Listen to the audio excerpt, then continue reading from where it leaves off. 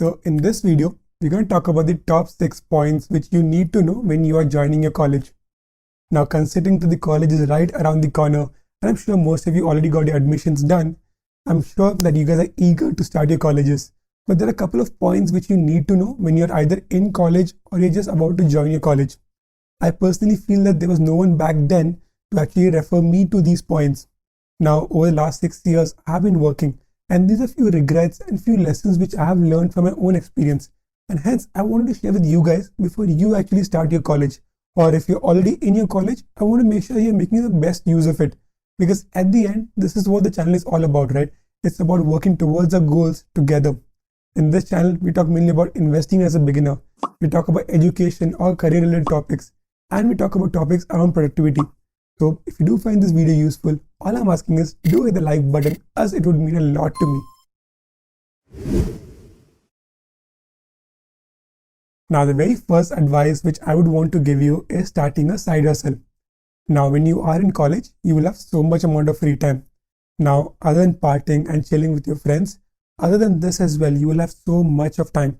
I personally used to spend most of my time either in tea shops or I would be busy watching some series. Now, personally speaking, I do have a couple of regrets that I did not start a side hustle back in college itself. It can be something very small.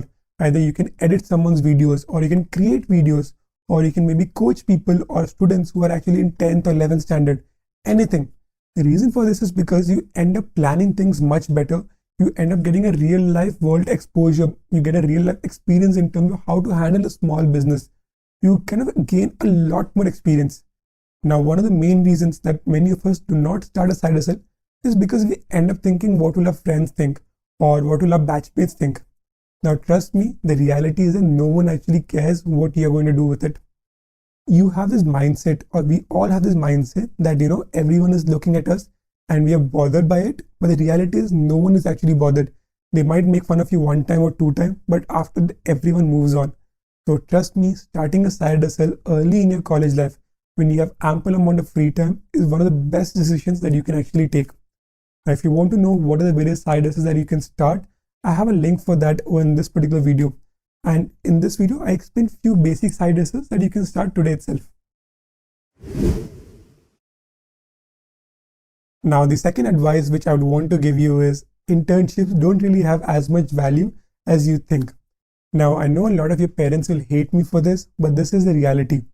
I've been working for the last 6 years, and trust me when I'm saying this, internships when you're doing during a BTech do not have much value. If you're someone who's doing an internship during an MBA or maybe a master's, then that has an immense amount of value because those internships actually help you get a full-time job. But in case of BTech, your internship getting converted into a full-time opportunity is very small. Also, when you are studying in a BTech, the amount of information which a company actually gives you is very small. Hence, the exposure which you have is very limited. So rather, work in some NGO or volunteer in some location, because that will actually add a lot more credibility to your resume as compared to an internship. When you are working in an NGO or when you are volunteering, you're actually understanding how to deal with different people. You're actually helping the community grow better. So those things add a lot more value and it will actually help you learn a lot better than compared to your internships. Now, the next advice which I would want to give you is, in your third year, figure out what you actually want to do after your college gets over. Now, when we join college, majority of us have no clue what we actually want to do in our career. We have no idea. We tend to do something or we tend to take a course because everyone around us is taking it. Because in my case, I took engineering because my dad is an engineer. I had zero passion for engineering.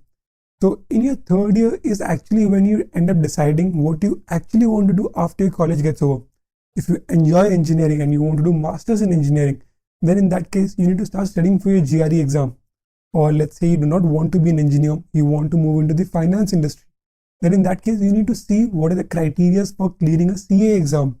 So there are different things that you need to sit and plan in your third year itself.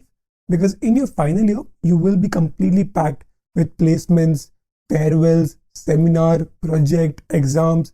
So you will not have enough time to actually end up deciding in your final year. So third year is a time when you actually sit and decide.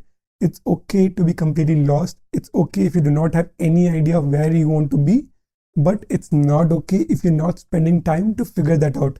So take some time out in your third year to actually understand what you want to do after your college gets over. And this brings me to my next point, which is networking. Now, if you have no idea in terms of what you want to do after your college gets over, in that case, go on LinkedIn, make a profile, and start connecting with people who've already graduated from your college and who are currently working, maybe for 2 years, 5 years, 10 years, and drop a message to these people in terms of understanding what are they currently working as, do they like their current job, and try connecting the dots in terms of understanding whether you will like that job or not. Do you see yourself in their shoes? Like, do you see working in that particular role? Because the more people that you speak with, the more clearer your mind will be in terms of understanding what you actually want to do after your college gets over. Also, I do have a particular video over here where a director of a particular company actually explains how to pursue engineering after your graduation. So do check out that particular video as well. Now, the next advice which I would want to give you is understand how to read data and understand how to use sheets. Whether it is Google Sheets or Microsoft Excel, start learning how to use sheets. The reason for this is because every single company either uses a Google Sheets or they use Microsoft Excel. And the biggest problem is the colleges don't actually teach us how to use these documents or how to use sheets or how to work on sheets. But when you start working in a company, you end up wasting the first 2 months or 3 months to actually understand how to read different sheets or how to use sheets. Hence, if you're already prepared, if you already know how to use Google Sheets or if you know all the formulas in the Microsoft Excel, it makes it much more easier. Personally speaking, it took me almost 2 months to get a hang of Google Sheets when I started working. And hence, I'm recommending you guys to actually take out some time when you're in your final year maybe or in your third year to actually understand how to start working on Microsoft Excel or Google Sheets, because it'll help you a lot when you're starting to work. The last and the final advice which I would want to give you is don't miss out on opportunities. College is a time when you can actually create so many amazing memories. Irrespective of how difficult the situation is, you have an opportunity, and irrespective of how uncomfortable you are, try it out. You have nothing much to lose. It's as simple as, let's say you want to put your money into the stock market and you maybe only have 1,000 rupees. Try it out. There's nothing much to lose. It's not like your family is relying on that 1,000 rupees.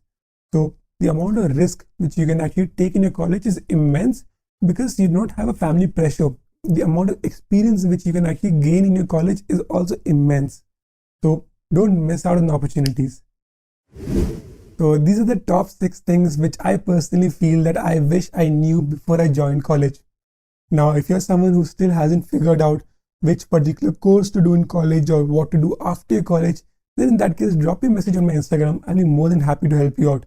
Also, if you're planning on taking engineering, but you're not sure which engineering branch to take, then in that particular case, I do have a video over here where I explain the top 5 engineering branches in India. So you can check out that particular video out. And if you find this video useful, do like it, do subscribe, and I'll see you all in the next video.